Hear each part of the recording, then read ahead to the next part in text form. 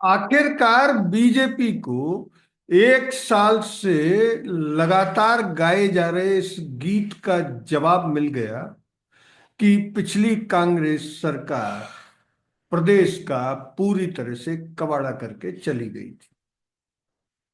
निश्चित तौर पर कांग्रेस सरकार ने कुछ न कुछ गलत किया ही होगा, इसलिए जनता ने उसे कुर्सी से उतार दिया। लेकिन पिछले एक साल से कामकाज की अपेक्षा सरकार के मंत्री जहां भी जाते हैं यही गीत गाना शुरू कर देते हैं कि कांग्रेस ने सब गड़बड़ कर रखा है।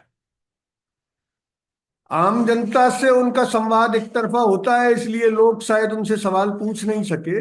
लेकिन एक दिन पहले सवाई माधोपुर जिला परिषद सभागार में जो जिले की समीक्षा बैठक हुई, उसमें कांग्रेस की एक महिला विधायक ने ऊर्जा मंत्री हीरालाल नागर को जैसा करारा जवाब दिया, उससे हीरालाल नागर अपने राजनीतिक घावों को सिर्फ देखते रह गए, निहारते रह गए। कांग्रेस विधायक इंदिरा मीणा ने उनसे सवाल पूछा कि एक साल से आरोप लगा रहे हो, कब तक लगाओगे? अब तो कुछ काम करो।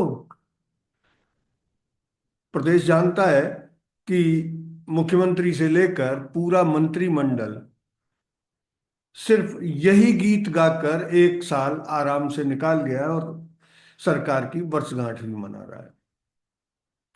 इस वीडियो में हम कोई कांग्रेस का समर्थन नहीं कर रहे हैं। निश्चित तौर पर कांग्रेस ने जो कुछ गड़बड़ की है उसकी सजा गड़बड़ करने वालों को मिलनी भी चाहिए। लेकिन विधायक बामनवास की विधायक इंदिरा मीणा का ये सवाल भी मौजूद है कि आखिर कब तक ये गीत गाओगे? आप कुछ करिए तो सही। बिजली सप्लाई की हालत आज भी अशोक गहलोत सरकार जैसी है। यहां तक कि राजधानी जयपुर में यदा कदा बिजली बिना सूचना के चली जाती है और घंटों तो नहीं, लेकिन 20 मिनट से 1 घंटे तक आराम से जाती है और उसका कहीं कोई लेखा जोखा भी नहीं। यही हाल ट्रांसपोर्ट का है। ट्रांसपोर्ट विभाग ने इतने सारे ढिंडोरे पीटे, यहां तक कि उप मुख्यमंत्री प्रेमचंद बैरवा ने तो नंबर प्लेट वाले झमेले में भी अपना सिर फंसा दिया था, जिससे वो बड़ी मुश्किल से निकल पाए हैं। जयपुर के लोकल ट्रांसपोर्ट की हालत अखबारों में रोज छप रही रिपोर्ट्स के मुताबिक आप देख ही रहे होंगे। जयपुर में जो लो फ्लोर बसें चलाने के लिए जो कंपनी बनाई गई थी, उस कंपनी में अभी 200 बसें चल रही और सितंबर 2025 में वो 200 बसें सिर्फ 100 रह जाएंगी। पिछली कांग्रेस सरकार ने कई बार मंजूरी नहीं दी, प्रस्ताव रखे। मौजूदा बीजेपी सरकार भी नई बसें खरीदने के प्रस्ताव को मंजूरी नहीं दे रही है और सिर्फ बयानबाजी कर रही है।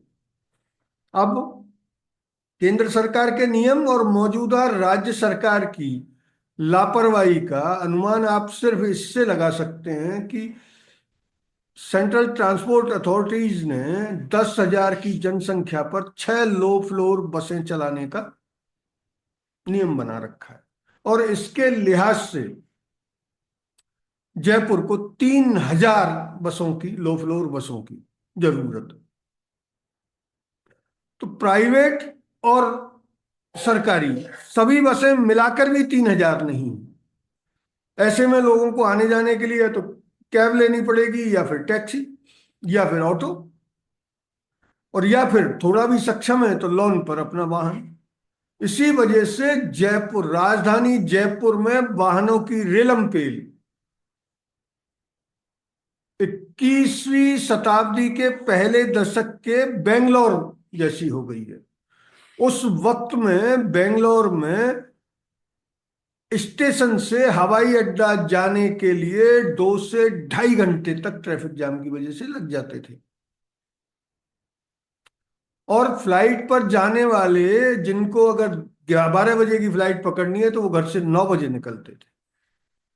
ठीक वही हालत अभी जयपुर की है। पीक टाइम में आप अगर टोंक रोड और जवाहरलाल नेहरू रोड पर फंस गए या फिर मानसरोवर वाले इलाके में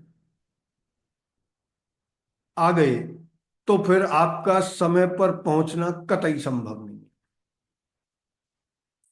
अब ऐसा हो क्यों रहा है? आप रोजाना देख रहे हैं, खबरें भी छप रही हैं। हमने भी आपको कई बार बताया है कि सरकार अपनी ड्यूटी पूरी नहीं कर रही है, वो सिर्फ लफाजी कर रही है, बातें कर रही है। पिछली सरकारें भी यही कर रही थी, केंद्र से लेकर राज्य तक सभी सरकारें सिर्फ बातें कर रही हैं, काम कोई नहीं कर रहा है। काम क्या है? 3,000 बसों की जरूरत है, आपको 1,000 बसों का प्रस्ताव मिला, आप 500 ही मंगा लीजिए। अब धन की तंगी का सवाल है, तो राइजिंग राजस्थान के नाम पर जो दुरुपयोग अभी हो रहा है, और पहले भी 2 समिट करने के बाद मिला क्या? कुछ नहीं।